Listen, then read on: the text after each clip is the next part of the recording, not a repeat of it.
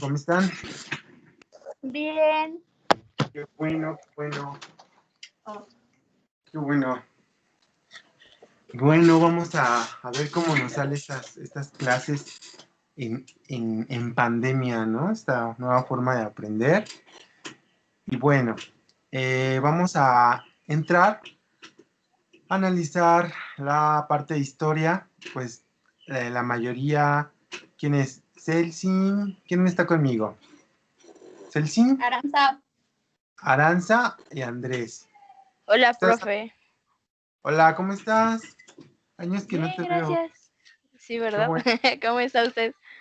Bien, gracias. Hola, Qué Ara. bueno. Hola, Luis. Ok. Vamos a comenzar a analizar la historia. ¿Por qué surge esta disciplina de la historia? Bien, esta disciplina va a estar muy de la mano o va a estar muy relacionada con el poder, ¿no? Con el poder político. Cuando nace los primeros imperios de la humanidad, como el imperio romano, el imperio persa, Mesopotamia, Egipto, estas antiguas civilizaciones tuvieron que encontrar la forma de dejar registro de de sus hechos, de sus hechos. Y era y tenía como el imperativo de buscar fomentar el espíritu nacionalista entre sus habitantes, eso como parte de la, de la tarea de la historia y registrar todo lo que el poder oficial, en este caso sacerdotes, reyes, toda la estructura jerárquica que nos imaginemos en las sociedades, pues querían dejar registro de sus hechos, ¿no? Esto es inherente a todas las naciones. Nuestras culturas precolombinas o las culturas precolombinas de Mesoamérica, pues también dejaban estelas con registros, después hubo códices, y de alguna manera surge este estudio de la historia, ¿no? Bien, entonces les mandé un archivo por el Classroom, está en la unidad 1, a ver, confírmenme si lo tienen, por favor.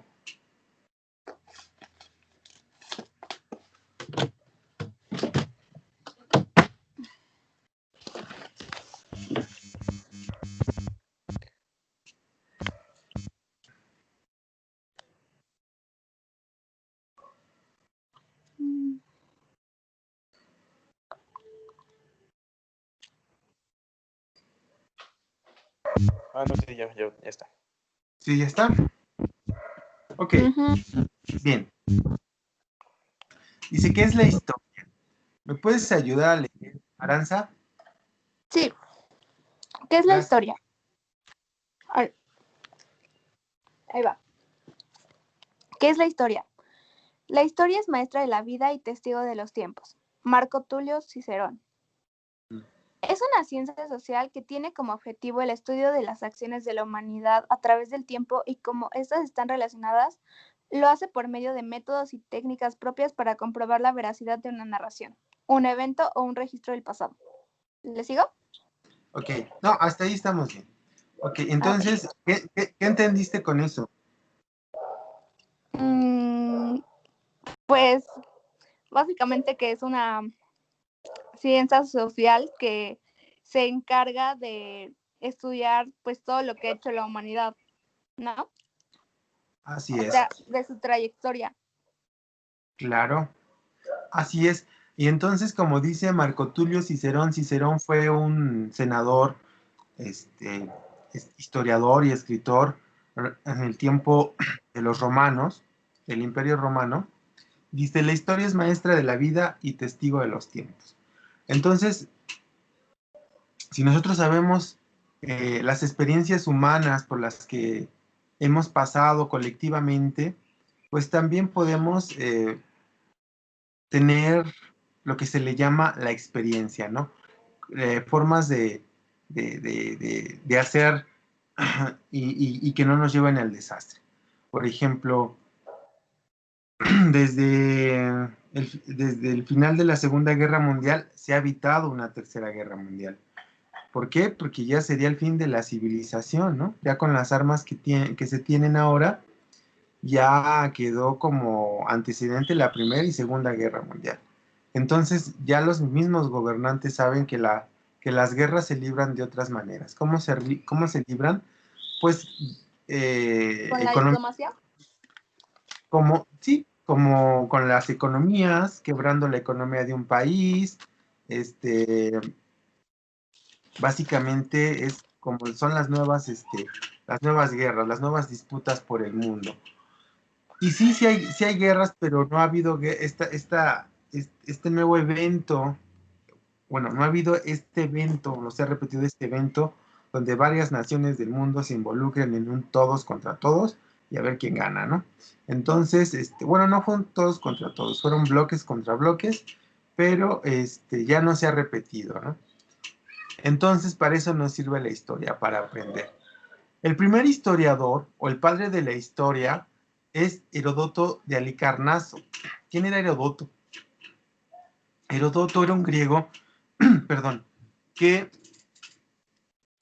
quería dejar atrás esta explicación mitológica acerca de la creación del universo y trató de crear una forma de registrar los sucesos, las acciones del imperio griego, pero de forma fidedigna, con registros, con datos, de manera que él fue como el primer historiador del mundo, o la primera persona que deja una enseñanza de cómo hacer historia, de cómo registrar eventos, y esos eventos pues van a contar la historia de una nación, en este caso de los griegos, ¿no? Él es el primer historiador, el padre de la historia. Para que se registre la historia hay fuentes. Estas se llaman fuentes. Son los recursos de la gente que estudia la historia para saber registrar datos. Por ejemplo, para nosotros los mexicanos es cuestión de estado encontrar instrumentos de las culturas precolombinas, ¿no? O sea, me refiero a una cuestión de estado, es que hay una institución que recibe un presupuesto público, que recibe dinero para que haga esas investigaciones. Entonces, también se llevan a cabo, está el Instituto Nacional de Antropología e Historia, que se encargan de andar recolectando todo lo que era de nuestro pasado, ¿no?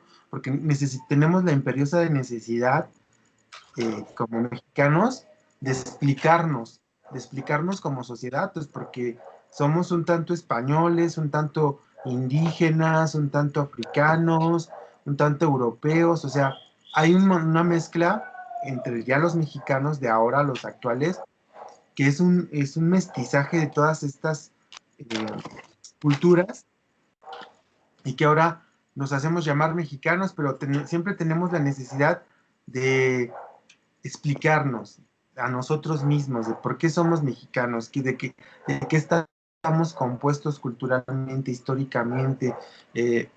Entonces, por eso hay institutos que pues se dan a la tarea de investigar esas cosas, ¿no? ¿Me puedes ayudar con la lectura de las fuentes, Celsin?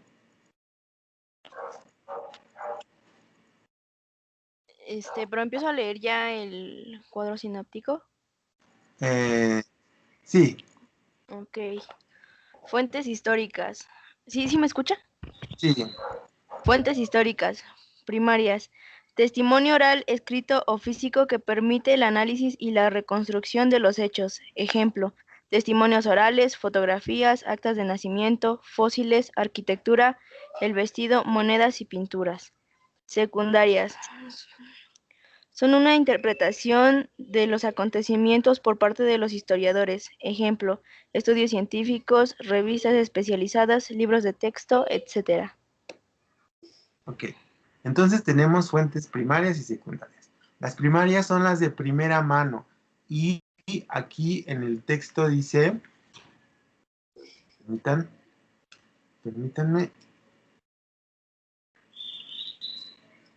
En el texto dice que son contemporáneas de la época.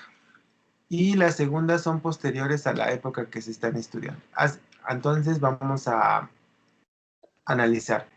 Dice, las primeras son contemporáneas de la época a la que hace referencia. Es decir, si nosotros en este momento dejamos un registro en una red social, digamos que en 100 años ese registro, o al día siguiente, ese registro ya es historia, ¿no? O en unas horas después, ese registro ya es historia. Entonces, eso es de nuestra época actual. Pero si encontramos algún estudio científico que dice que nosotros nos comportamos de tal o cual manera, eso ya es una fuente secundaria porque está interpretando la fecha a la que se dio ese suceso, ¿no? Es posterior. Por ejemplo, vamos a encontrar estudios científicos, revistas especializadas, libros de texto, etc. Bueno, entonces, ¿sí les queda claro que son fuentes primarias y secundarias? Sí. Ok. Bien, ciencias auxiliares de la historia. La historia se basa de todas las ciencias exactas, física, química, biología, matemáticas, y también se va a basar en unas ciencias humanísticas, por ejemplo, antropología. ¿Qué es antropología? La palabra antropos significa hombre. Entonces, cuando escuchen esa palabra como antropología, antropólogo, logia o logo significa logos, estudio. Entonces es el estudio o tratado acerca del hombre, ¿no? O sea, estudia al hombre en su dimensión cultural y social. Este, hace referencia estudia los mitos, cómo se hacen rituales, como por ejemplo el entierro, los nacimientos, los casamientos. Esa es la antropología social.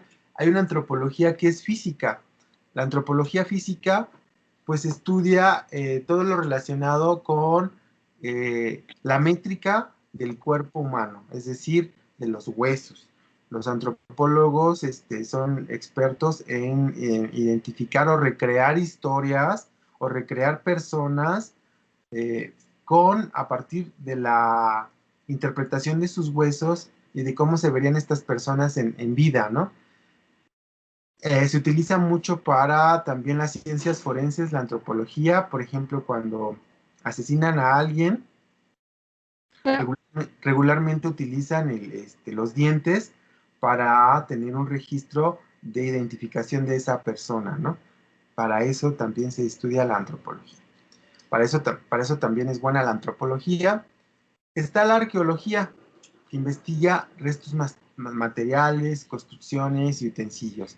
Los arqueólogos son aquellos investigadores que encontraron la estela enterrada en el centro histórico y la van a reconstruir, la van a tratar de interpretar, con qué utensilios comían, con qué se limpiaban los dientes. Todo este tipo de cosas es interesante para recrear en su dimensión en la mayor posible un retrato fidedigno de la época.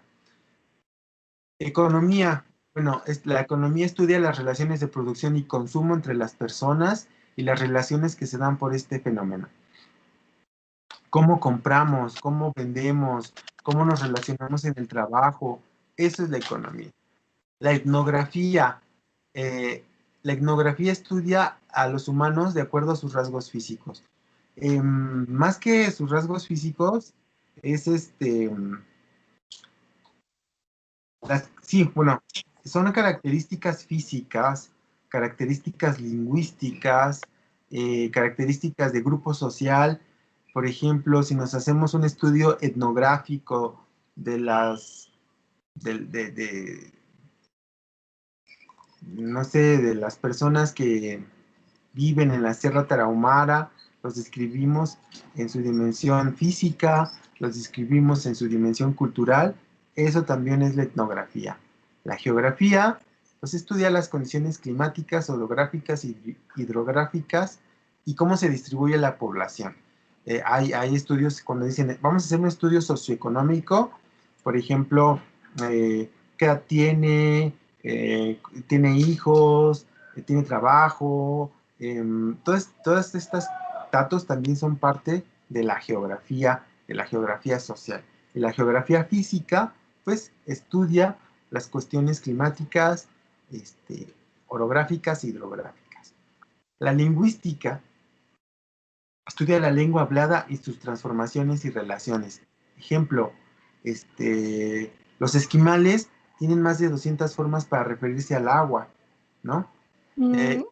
O no tienen una palabra para describir el enojo, porque para ellos, como viven en condiciones de sobrevivencia o de precariedad, no está permitido romper el grupo. Entonces no hay palabras como para definir el enojo, ¿no? O sea, todos somos grupos siempre, eh, para los esquimales. Eso estudia la lingüística. Para los mayas, por ejemplo, hay una palabra para describir el enojo, que es lip all, y significa pellizco en el corazón. Este tipo de, Ah, este tipo de expresiones son propias o lo que estudia la lingüística y cómo a partir de la lengua las personas perciben el mundo, cómo lo asimilan, cómo lo entienden, y es muy, muy rico. La paleografía descifra e interpreta textos antiguos. Podemos encontrar textos en castellano antiguo, en náhuatl, en latín antiguo, en latín vulgar, y tratar de estas personas que descifran jeroglíficos, pues son paleógrafos.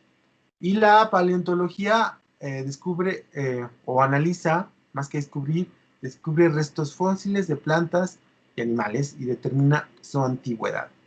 Esas son las ciencias en las que se basa la historia para recrear todo lo que es el devenir humano. Interpretaciones de la historia. ¿Me vas a leer, Luis?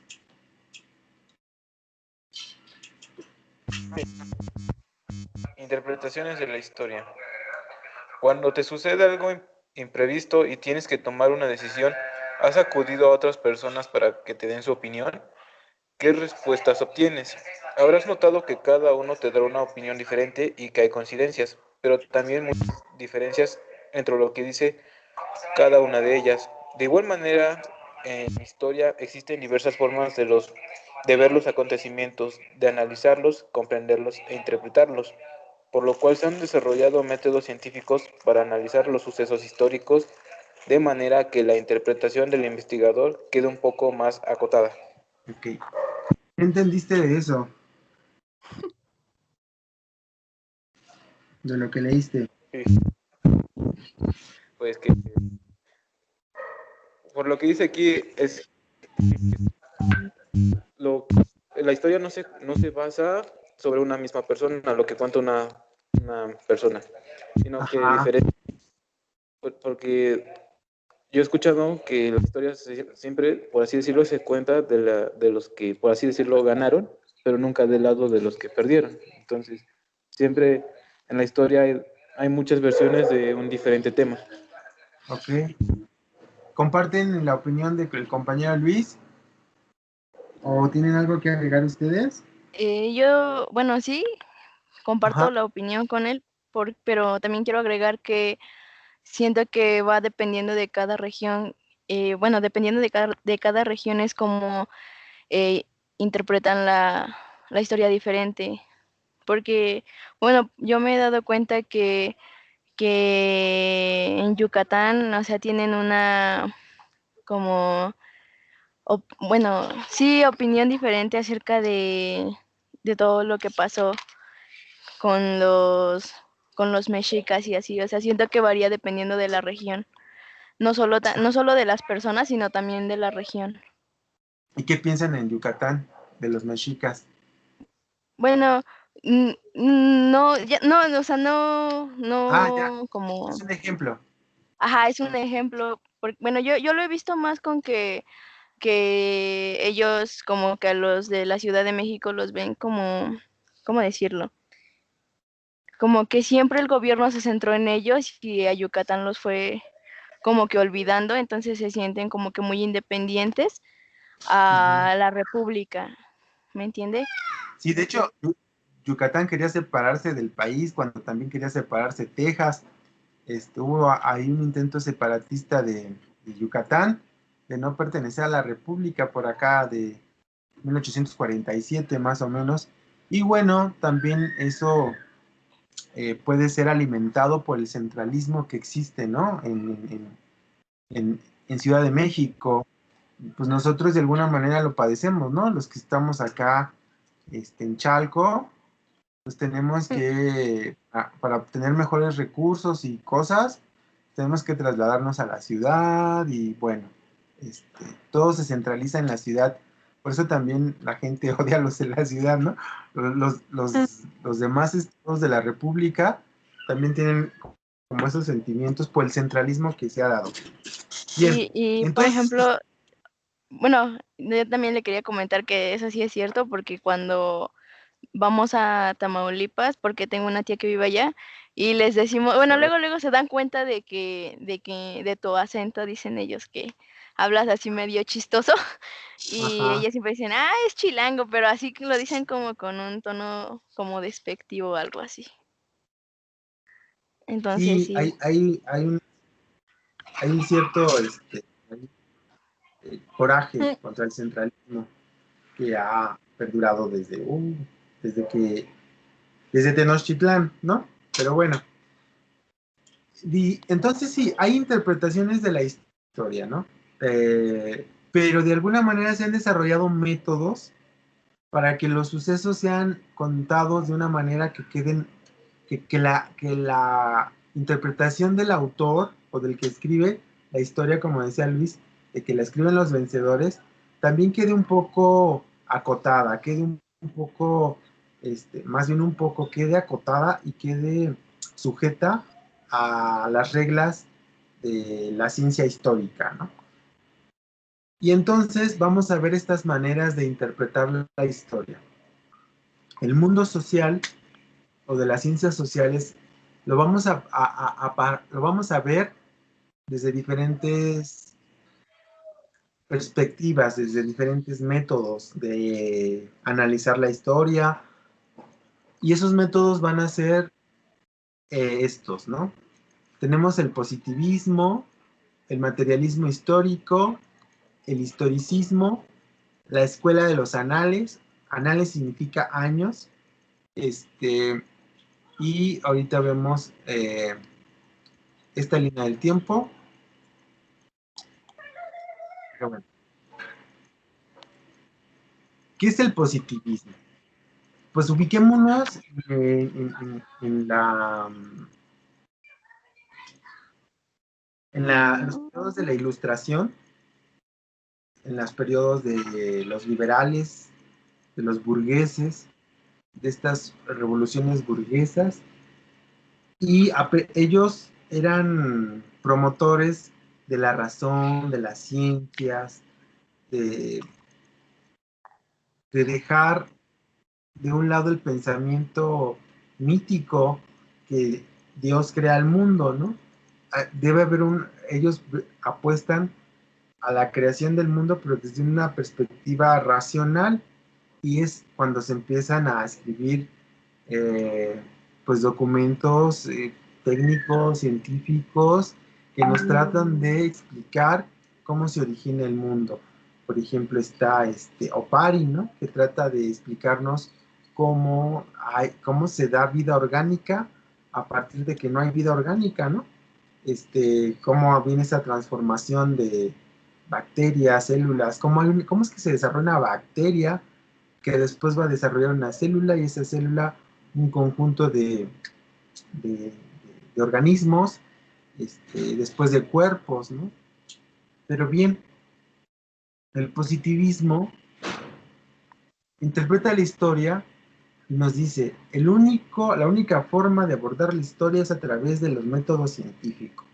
Así como la biología y la física aplican el método científico, entonces la historia va a aplicar ese método científico y le vamos a llamar la sociología. Y así nace la sociología, que pretendía aplicar el método científico para resolver los problemas sociales. Por ejemplo, si hay pobreza, entonces vamos a aplicar el método científico para poder resolver eso de la pobreza y se acabó. Pero no es tan sencillo, no es tan sencillo y después vamos a... Lo que sí va a heredar Augusto Comte, promotor del positivismo, es el registro de los datos, de la sociología con datos. Entonces, la sociología era como emular esta cuestión científica, pero a los aspectos sociales. Y hay libros, por ejemplo, de Emile Durkheim, que se llama El suicidio. Y Durkheim, para hacer ese libro, empieza a recapitular cuántas personas se suicidan en Francia, a qué hora se suicidan las personas, en qué meses se suicidan más las personas. Toda esta data que saca Emile Durkheim sirve para crear patrones de conducta, para ver dónde están los problemas, y a la conclusión que llega Emile Durkheim es de que la sociedad enferma a sus individuos y por eso se suicida, ¿no? Eso es uno de los aspectos del positivismo.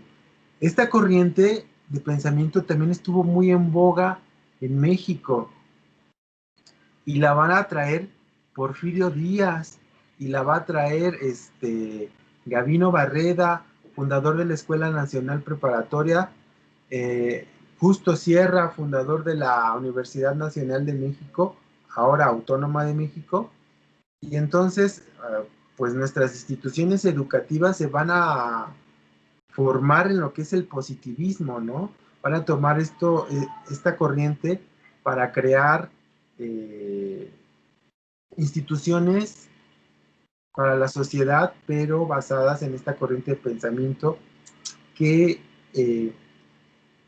priorizaba la ciencia sobre otras cosas, ¿no? Entonces, en México, incluso Porfirio Díaz tenía como lemas de poca política, mucha administración y poca política, o poca política y mucha administración, y tenía un partido que incluso se llamaba Los Científicos. Esos científicos estaban basados en esta corriente de pensamiento que se llama positivismo. ¿Dudas con eso? Ok. Vamos a entrar al materialismo histórico con Karl Marx. Y Marx es un pensador, filósofo, economista alemán. Él es el creador del concepto que se va a llamar comunismo. Y también nos deja una manera de interpretar la historia. Con su crítica al capital, con el libro El Capital que desarrolla, es un libro bastante extenso, y hace unas críticas al sistema capitalista. Marx también nos deja un método de análisis histórico. ¿Cuál es su método? Marx analiza la historia a partir de los modos de producción de los bienes materiales. O sea, cómo el hombre empieza a crear productos que necesita, y a partir de esas cosas que necesita van a venir relaciones sociales entre personas. A ver, yo necesito que aquí me den un curso para que yo apruebe el examen. Ah, bueno, recurren a la maestra Liz, y nosotros también recurrimos a otras personas, cuando necesitamos vestido, alimento, servicios. Todo esto va a propiciar relaciones sociales. ¿Están de acuerdo? O sea, estamos buscando cómo sobrevivir y cómo solucionar nuestras necesidades. Para ello, se analiza la historia a partir de los modos de producción, cómo producen las sociedades en determinados puntos de la historia. Eso es el materialismo histórico. Entonces dice Marx que enfatiza la dialéctica. ¿Qué es la dialéctica?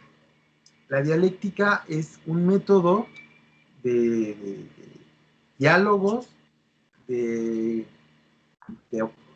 un método en el que uno dice, el otro contesta, pero hay una oposición en este método. O sea, este método viene desde Platón. La dialéctica es, yo pongo mis puntos de vista, mis argumentos, los contrasto con otra parte, con otra persona, para que de ahí surja la mejor forma como de conocer, de tener acceso al conocimiento, ¿no? O sea, yo pienso aquí, pero tú piensas así, y entonces viene esta como oposición de argumentos, y eso es la dialéctica. No es, perdón, perdón. No es pelear, no es pelear, es más bien argumentar para llegar a la verdad. Y esa verdad va a estar, pues va a tener que enfrentar a los cuestionamientos que van a surgir en ese momento. Entonces, para Marx, la dialéctica es la lucha entre las clases sociales que se dan en ese momento de la historia, en cómo las sociedades están produciendo.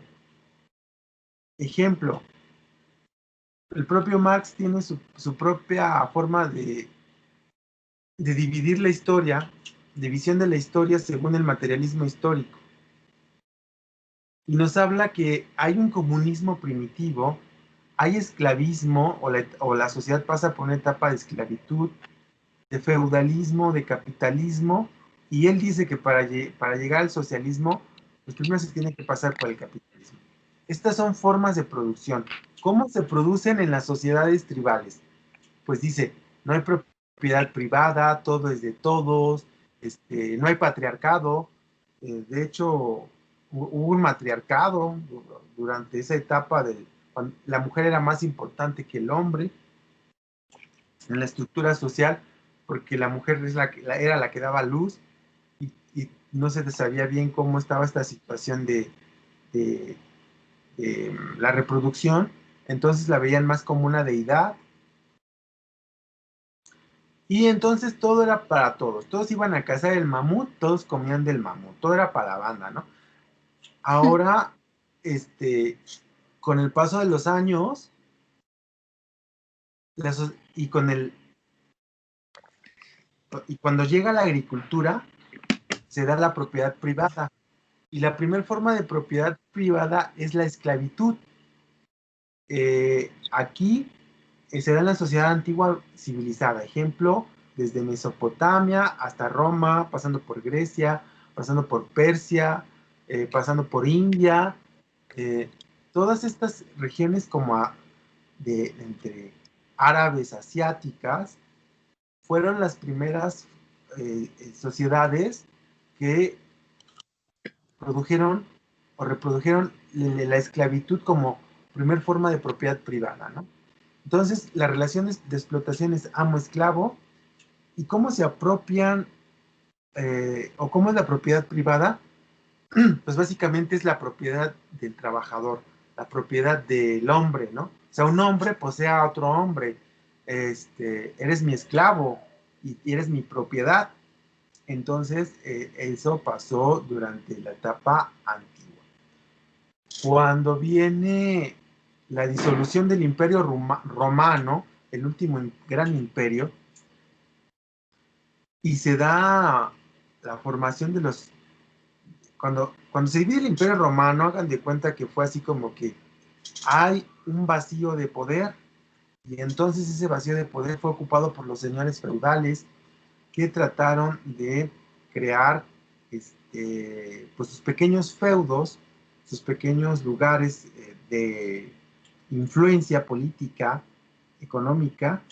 Y por ejemplo, Inglaterra estaba dividida con varios señores feudales. Estaba el reino de Wessex, el reino de York.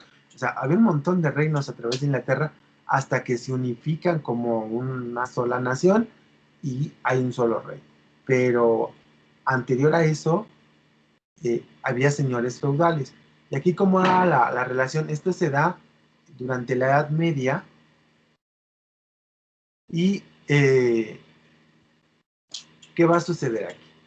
Bueno, la relación de explotación es, ya no, el hombre ya no es totalmente esclavo, sino que ahora el señor feudal le da chance de trabajar en las tierras del señor feudal y le dice, tanto porcentaje es para mí de lo que tú trabajes y tanto porcentaje es para ti. Obviamente la relación estaba a favor del señor feudal. Entonces aquí de lo que se apropiaba el señor feudal era del trabajo excedente del siervo. Es decir, el siervo sembró tantas parcelas y todo lo que sembró le dejo una parte mínima, todo lo demás es para mí. Entonces así se daba durante el feudalismo. Sucede que los burgueses que vivían durante estas etapas de feudalismo, ellos eran otro tipo de pobres, ¿no? Más bien no eran pobres. Ellos eran un sector social que estaba, que no tenía acceso al poder, pero sí tenía acceso al poder económico. Entonces los burgueses, pues no tenían acceso al poder político, no podían ser reyes, no podían ser príncipes, o bueno, o ser más que príncipes, ser parte de la nobleza o de las monarquías, pero ellos querían tener acceso al poder y por eso nace la Ilustración, así de, pues hay que quitar el poder al rey, abajo la religión, porque ellos querían acceder al rey. Y cuando ellos ganan, cuando la revolución industrial y cuando la independencia de las 13 colonias, nace el capitalismo ya como sistema económico. Y aquí ahora el explotado va a ser el proletario, ¿no? Aquí va a haber capitalista y proletario. ¿Quién es el capitalista? El dueño de los medios de producción. ¿Qué quiere decir eso? A ver, yo tengo un taller de hacer telas. Bueno, el capitalista va a ser quien es dueño de las máquinas. Y el proletario, lo único es el trabajador. Y lo único que puede vender el trabajador o proletario es su fuerza de trabajo. Es el trueque. Y le dice el capitalista, aquí está para que produzcas, produce y te pago. En teoría ya son hombres libres en este sistema capitalista. Pero ¿de qué se apropia el capitalista? De la plusvalía del trabajo del proletario. ¿A qué me refiero? Plusvalía es un valer más, es un plusvalor. Plus significa más, ¿no? Plus valor, más de allá del valor. Entonces, cuando alguien está haciendo, ejemplo, teléfonos en China, que está haciendo los iPhones, que está haciendo los Huawei, que está haciendo todos estos teléfonos, el trabajador le da un plusvalor a esa mercancía con su trabajo. Lo hace valer más de lo que realmente cuesta o de lo que es. Y el capitalista no le comparte de esos beneficios. De esa manera se apropia de la plusvalía del trabajo ajeno, según Marx. Y dice, bueno, para romper con todo esto, para romper con la propiedad privada y con las clases sociales, hay que llegar al socialismo, dice, y en el modo de producción socialista, todo es para todos. La producción es colectiva, mi casa es tu casa, mis zapatos son tus zapatos, todo es de todo, abolición de la propiedad privada y las relaciones de producción son de cooperación. ¿Ok? Aquí la división histórica de Marx por las que pasamos, del comunismo primitivo a la que se aspira a llegar, según Marx, es a la cuestión socialista, ¿no? Pero bueno. El, el historicismo de Benedetto Croce. El historicismo de Benedetto Croce versa sobre tratar de comprender al individuo más que al hecho histórico, más que al suceso histórico. La historia se hace con personas, entonces hay que irnos a estudiar a la persona. La historia se trata más de estudiar a las personas y su día a día con el que se forma la historia, más que a los grandes sucesos históricos que se han dado. O sea, sí es importante el gran suceso histórico, pero no es tan importante pero no es más importante que las historias de las personas, ¿no? También es un método muy celoso del dato, o sea, muy al pendiente de registrar los datos, y dice que al final la historia siempre es contemporánea, la historia siempre se escribe desde el presente, porque siempre se está haciendo desde la experiencia humana en este momento. Así se me explico. ¿Dudas con lo que les acabo de decir?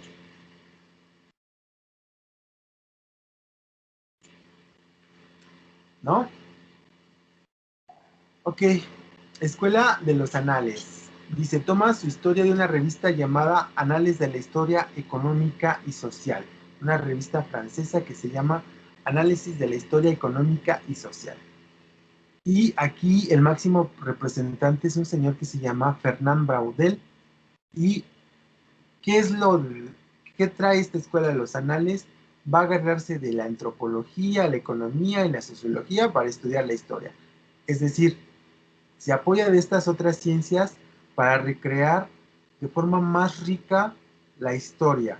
Es decir, ya no solamente voy a registrar el suceso de una guerra, sino ahora voy a ver la cuestión antropológica de esa guerra. A ver, tengo que analizar por qué los romanos traían a sus hombres con el pelo corto y ese pelo corto se queda para después como moda y después como regla para todos los hombres. Antes todos los hombres traían el pelo largo, pero a partir de que los romanos lo imponen en su ejército como traer el pelo corto para todos, pues ya se queda como algo registrado para todas las demás generaciones, ¿no? Eso estudia la antropología. Recurre a fuentes de información como la fotografía, los documentales, es decir, datos empíricos. ¿Qué es empírico? De la experiencia, que surge de la experiencia, que no se recurre a algo científico para tomar ese dato, sino que pues hay un registro de una foto, de un documental, de una grabación, de música, de pintura, de formas de cómo se hacía la gastronomía en determinadas culturas. Eso también es historia. No solamente los datos de los textos oficiales, sino los datos de las mismas personas que forman la historia.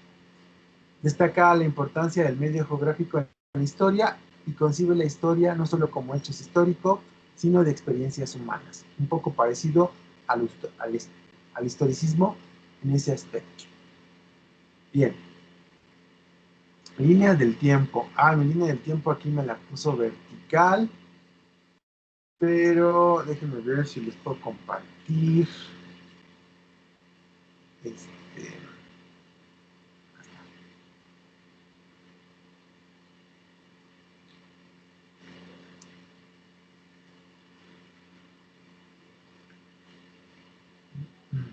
¿Sí ven aquí mi línea del tiempo?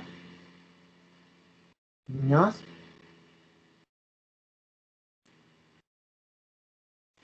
Hola, hola. No se ve nada. ¿No se ve nada? ¿Ahí sí ven?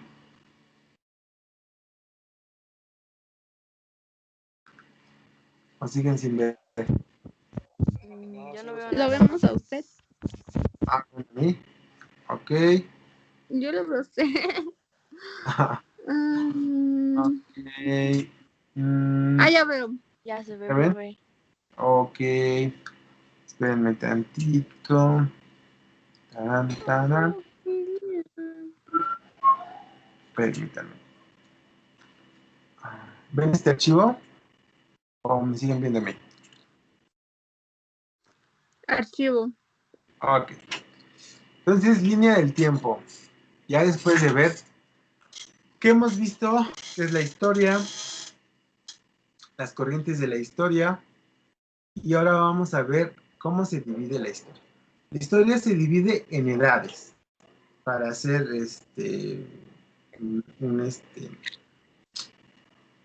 para partir la línea del tiempo de manera que se pueda entrarle a su estudio, porque si no sería imposible. Se secciona toda la experiencia humana en estas líneas de temporalidad que se le llama edades. Hay una prehistoria. La prehistoria es más grande que incluso la historia, ¿no? O sea, es decir, desconocemos más de lo que sabemos. El hombre aparece hace, hace 2.5 millones de años. Los primeros homínidos, pasa este periodo de evolución hasta que llega al dominio del fuego en el Paleolítico. Paleolítico, mesolítico y neolítico significa piedra, pero paleolítico es piedra antigua, mesolítico es piedra media y neolítico es piedra nueva. Bueno, en el paleolítico se da el dominio del fuego y va a venir entre el mesolítico y el neolítico un cambio climático que se va a llamar que la Tierra va a estar sometida a grandes periodos glaciares, y va a haber una última glaciación que se va a llamar la glaciación Würm o Wisconsin. Esta glaciación es la última y se da en el periodo mesolítico. En este periodo mesolítico, aquí en el mesolítico, entre 10.000 a 8.000 antes de Cristo al 7.000 antes de Cristo, aquí va a venir un periodo, se me pasó escribirlo,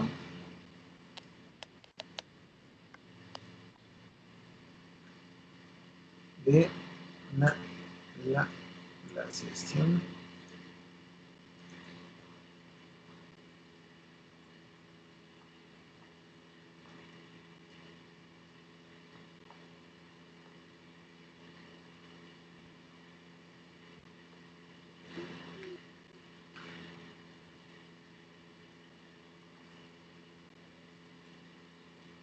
Esta glaciación, esta última periodo glaciar, llamado glaciación Würm, Wisconsin, va a venir un cambio climático que va a permitir el derretimiento de los hielos de esta última glaciación y va a promover un óptimo climático, es decir, una mejora en el medio ambiente, una elevación un poquito de la temperatura y va a haber abundancia de ríos, de flora y fauna, lo que también va a permitir las migraciones.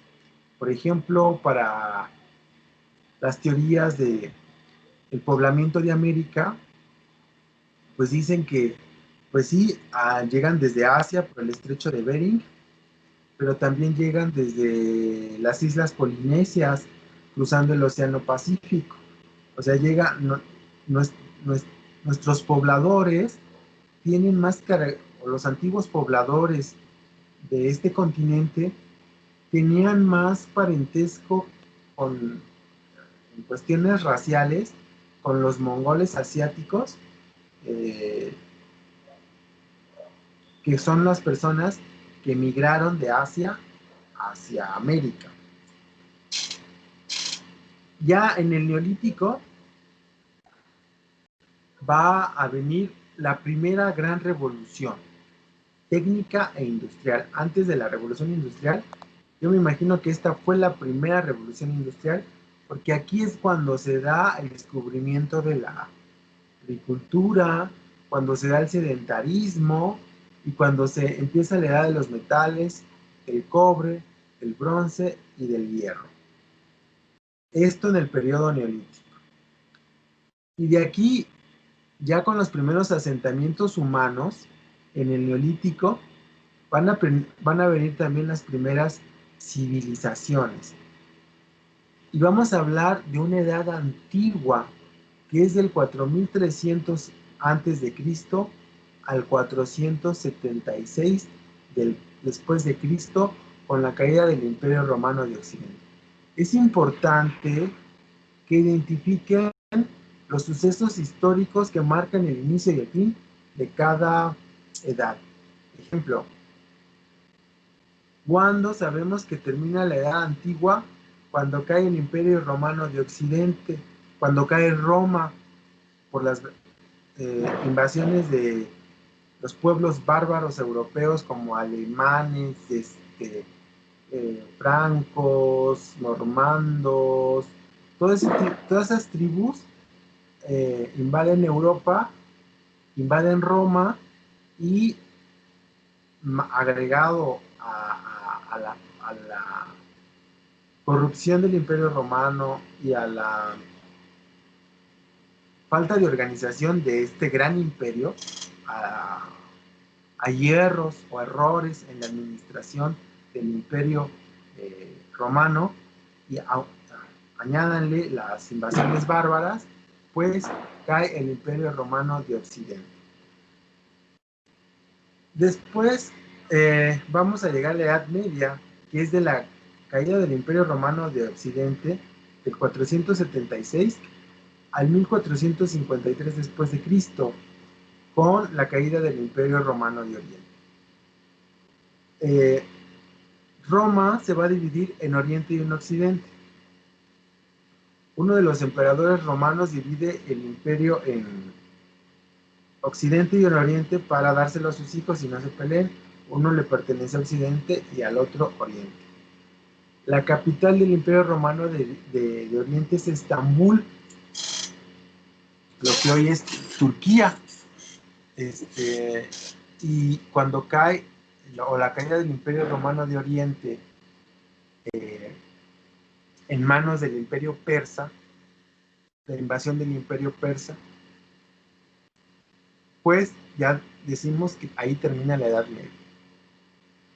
Y la Edad Moderna comienza con la caída del Imperio Romano de Oriente y culmina con la Revolución Francesa. En esta Edad Moderna va a suceder pues los viajes de Cristóbal Colón, el descubrimiento de América.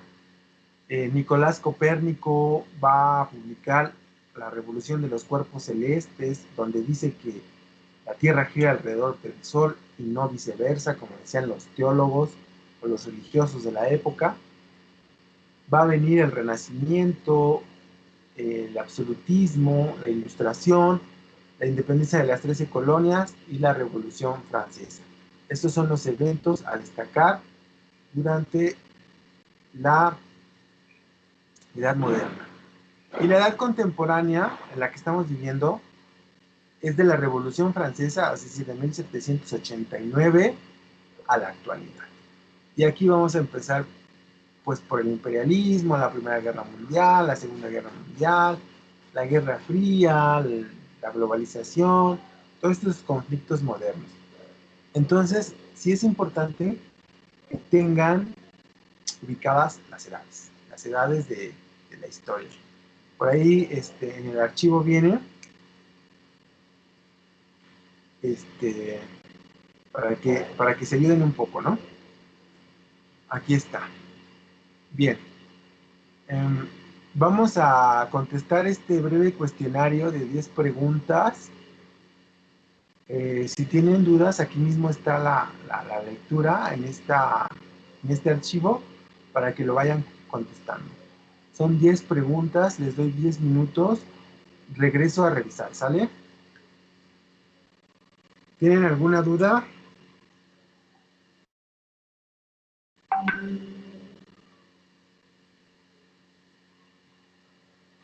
Hola, hola. ¿Sí me entendieron que hay que contestar el cuestionario? Sí. Regresan 2 minutos. Ok. Bien.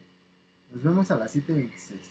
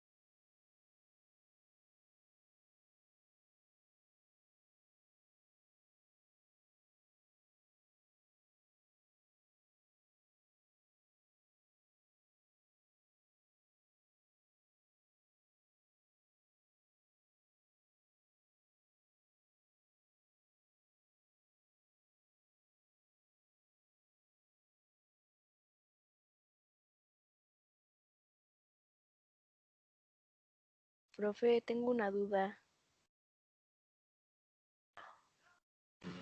¿Listo? Tengo una duda, profe. Órale. Es ¿Cuál? que es la pregunta 4 y después sigue la 7 o no sé si no Ah, aparece. no, me equivoqué yo en la numeración. Ah, bueno, pensé que faltaba No, preguntas. ok. Bueno, gracias.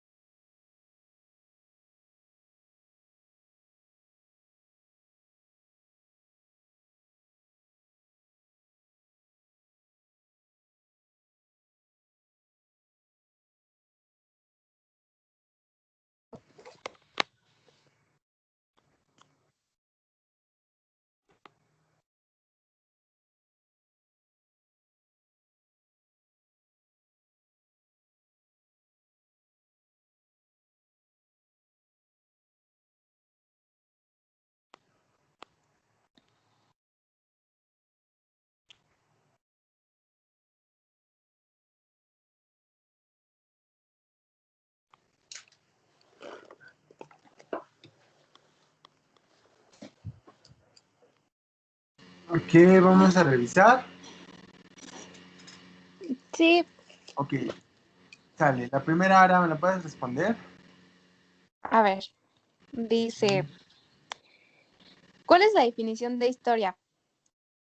Yo le puse que es la C, es la ciencia que estudia, ¿qué? De las acciones de Las la ac- humanidad a través del tiempo y cómo éstas están relacionadas. Así es. Eh, la 2, Elsin. La 12 es, las fuentes históricas se pueden clasificar en, y yo le puse primarias y secundarias. La siguiente, Luis. Gracias, Elsin. Sí, profe. Está por ahí, Luis. Me la pude poner, es que se apagó mi laptop, pero ya la tengo. Ya. La 3. La tres, ahí está. ¿Qué disciplina auxiliar de la historia estudia los restos de civilizaciones antiguas como la cerámica o las ruinas arquitectónicas? Yo puse la C, la arqueología. Así es. La 4, Ara. A ver, ¿cuál es el objeto de estudio de la antropología? Le puse la A, las costumbres, las tradiciones y forma de ser de un pueblo. Así es. La 7, ¿qué es la 5, Celsi? Dice disciplina auxiliar de la historia que investiga los fenómenos de la producción y el consumo de bienes y servicios. Yo le puse la economía. Así es.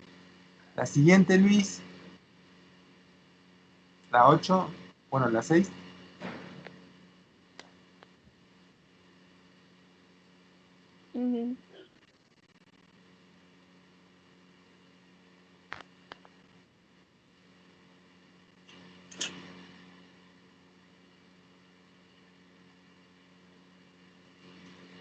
Luis, ¿estás por ahí? Sí, perdón, se me fue. ¿Cuál toca? La 8. Ah, ¿Sí me la puede poner, por favor? Ahí está. ¿No la ves? O bueno, me la lee, por favor. A ver, ahí va. Voy a comenzar a compartir. Y... ¿Sí la ves? Ah, ya me apareció. Es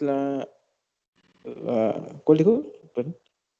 ¿La 8? Relación de columnas. Sí. Sí. Ya. Relaciona cada una de las siguientes corrientes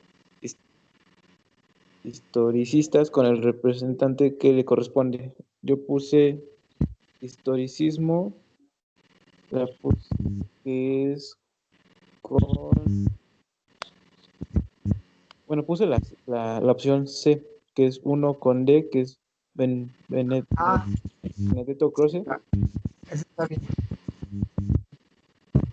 9 ahora.